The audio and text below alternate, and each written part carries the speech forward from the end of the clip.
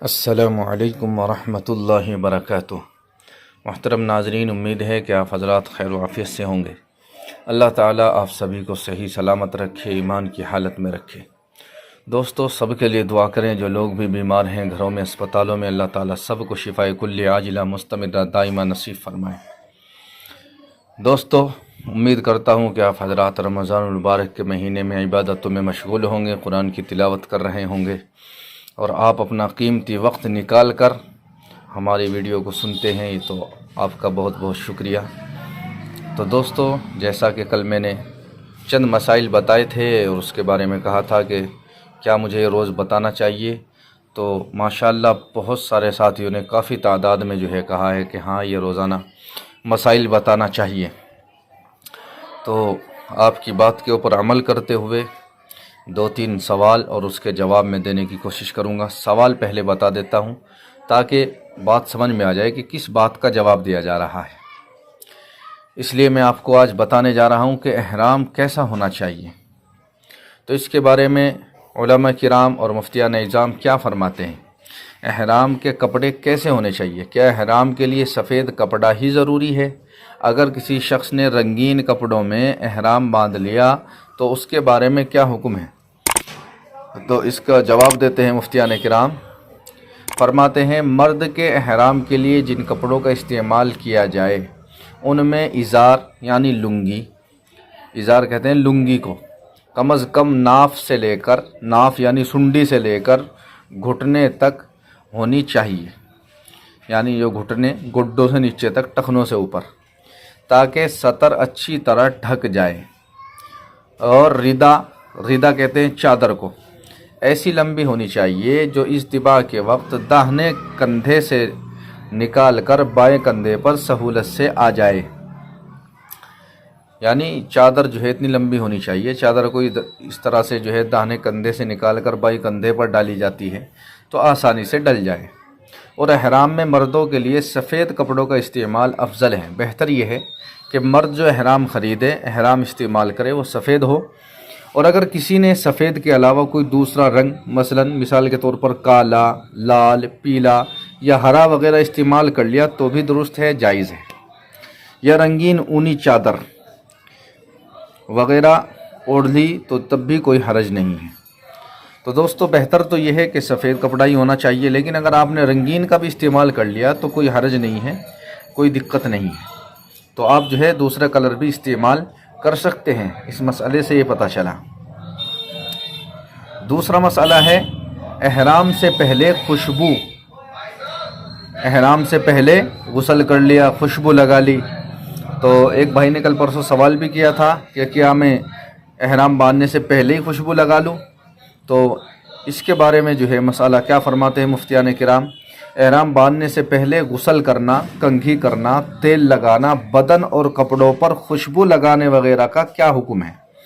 تو اس کا جواب دیتے ہیں مفتیان کرام کہ احرام سے پہلے غسل کرنا اور غسل کے بعد بدن میں عطر لگانا سنت ہے، اور کنگھی کرنا یہ بھی سنت ہے۔ اسی طرح غسل کرنے کے بعد سر اور داڑھی میں تیل لگانا مستحب ہے۔ البتہ کپڑوں میں ایسی گاڑھی خوشبو لگانا جس کا اثر بعد تک باقی رہے ناجائز ہے۔ بہتر تو یہ ہے کہ آپ خوشبو نہ لگائیں، لیکن اگر آپ لگائے بھی تو ایسی ہو کہ ذرا سی معمولی سی خوشبو ہو، بہت ہلکی خوشبو ہو جو جلدی ختم ہو جائے، یعنی اس کا اثر بعد تک باقی نہ رہے۔ معمولی درجے کی خوشبو اگرچہ لگا سکتے ہیں لیکن نہ لگانا ہی بہتر ہے۔ آگے مفتی صاحب نے یہ بھی لکھا کہ نہ لگانا ہی بہتر ہے، کیونکہ آپ ہو سکتا ہے اتنی ہلکی نہ لگا پائیں، زیادہ لگا لے اور آپ کے اوپر دم پڑ جائے۔ اس لیے بہتر یہ ہے کہ آپ خوشبو کا استعمال نہ کریں۔ تو دوستو، آج دو مسئلے بتائے، انشاءاللہ کل بھی دو ہی بتاؤں گا۔ زیادہ بتانے سے زیادہ لمبی ویڈیو ہو جاتی ہے، کیونکہ ابھی آپ کے سوالوں کے جوابات بھی دینے ہیں، تو اس لیے میں کم ہی پر اکتفا کرتا ہوں اور آپ کے سوالوں کی طرف چلتا ہوں۔ جو آپ حضرات نے سوال کیے ہیں وہ بتانا چاہتا ہوں۔ صبا صدیقی بہن نے سوال کیا ہے کہ کیا حج کے دنوں میں روزہ رکھ سکتے ہیں یا 30 دنوں میں کبھی بھی روزہ رکھ سکتے ہیں؟ جی بہن، آپ روزہ رکھ سکتی ہیں، آپ روزانہ روزہ رکھیں، کوئی دقت نہیں ہے۔ بس آپ آپ کے اندر برداشت کرنے کا مادہ ہونا چاہیے، کیونکہ وہاں گرمی بہت زیادہ ہے۔ تو آپ اگر روزانہ بھی رکھنا چاہتی ہے رکھ سکتی ہے، اور حج کے دنوں میں بھی رکھ سکتی ہے، کوئی حرج کی بات نہیں ہے۔ اسی طرح سے شرین احمد نے کہا ہے کہ آپ کے ایس ایم ایس کا بہت انتظار رہتا ہے۔ اچھا، ایک بھائی نے پوچھا ہے کہ بہار کا کوٹا کتنا ہے۔ بھائی کوٹے کے بارے میں ہم نے بتا دیا، حج کمیٹی آف انڈیا اس سال یہ نہیں بتا رہی ہے کہ کہاں کا کوٹا کتنا ہے، اس لیے ہم آپ کو بتانے سے معذرت چاہتے ہیں، جیسے ہی پتہ چلے گا انشاءاللہ بتائیں گے۔ فرحان کریم بھائی نے کہا ہے کہ دم کیا ہوتا ہے۔ یہ میں نے صبح جو ویڈیو ڈالی ہے رائے تربیت چینل پر اس میں بھی بتایا ہے۔ بھائی دم وہ ہوتا ہے کہ جو اللہ کا قانون ہے، اللہ کا حکم ہے، اگر آپ اسے توڑیں گے تو آپ کے اوپر ایک جرمانہ سمجھیے، سیدھی زبان میں جرمانہ ایک ڈنڈ سمجھیے کہ اگر آپ نے ایک کام کر دیا تو آپ کو یہ ڈنڈ دینا پڑے گا۔ تو یہی دم ہوتا ہے، اور وہ ہوتا ہے احرام کی حالت میں، جب ہم احرام میں ہوتے ہیں، اور ہم وہاں احرام میں یا تو جب رہیں گے جب ہم عمرہ کریں گے، یا جب رہیں گے یا جب ہم حج کریں گے۔ تو حج میں تقریباً 3 دن احرام بندھا رہے گا، اور عمرے میں 3-4 گھنٹے کے لیے احرام بنتا ہے۔ تو اتنے وقت میں آپ جو ہے ان چیزوں سے جو ہے پرہیز کرنا ہے، جو مسائل میں روزانہ اب بتا رہا ہوں، اس میں سب چیزیں آئے گی۔ آپ روزانہ مستقل ویڈیو سنیں تو انشاءاللہ آپ کو سب پتہ چل جائے گا۔ اسی طرح سے سید بھائی نے سوال کیا ہے کہ ہمارا سم کارڈ نہیں چلے گا تو حج کمیٹی ہمارے کانٹیکٹ میں کیسے رہے گی؟ بھائی آپ کو جو ہے حج کمیٹی سے کوئی کانٹیکٹ کرنے کی ضرورت نہیں ہے، نہ حج کمیٹی کو۔ اگر آپ کو کوئی دقت ہوتی بھی ہے اور آپ کو حج کمیٹی سے کوئی کام پڑتا بھی ہے تو جہاں آپ کی بلڈنگ ہوگی اس سے تھوڑے بہت قریب میں ہی آپ کو جو ہے حج کمیٹی آف انڈیا کا آفس ملے گا، باقاعدہ پوری بڑی بلڈنگ، اور اس میں سب جو ہے یہاں کے آدمی بیٹھے ہوئے ہوں گے، یہاں کی بھاشا میں بات کریں گے۔ آپ جا کر اپنی شکایت وہاں لگا سکتے ہیں، اور جو حاجیوں کی خدمت میں لوگ جا رہے ہیں سرکاری آدمی، وہ بار بار روزانہ دن میں 1-2 مرتبہ ہر کمرے میں آئیں گے اور آ کر کے پوچھیں گے ہاں بھائی کوئی دقت تو نہیں ہے۔ آپ انہیں اپنی دقت بتائیں تو انشاءاللہ اس کا حل ہو جائے گا۔ اسی طرح سے ایک بھائی نے پوچھا ہے کہ کیا پورے India Hajj committee of India جو ہے اپلیکیشن ایک ساتھ سلیکشن کرے گی؟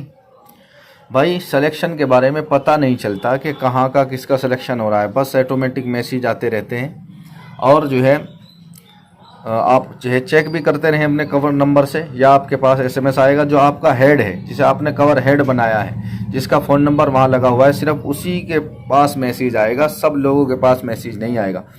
اگر میسیج نہیں آتا ہے تو آپ جو ہے اپنا کور نمبر ڈال کر بھی چیک کر سکتے ہیں۔ صبح راہ تربیت چینل پر جو میں نے ویڈیو ڈالی ہے اس کا لنک انشاءاللہ میں ڈسکرپشن میں دے دوں گا، آپ اس کے اوپر کلک کر کے دیکھ سکتے ہیں۔ میں نے اس میں سب طریقہ بتایا ہے کہ کیسے چیک کرنا ہے، کیسے پتہ چلے گا کہ ہماری منظوری آ گئی۔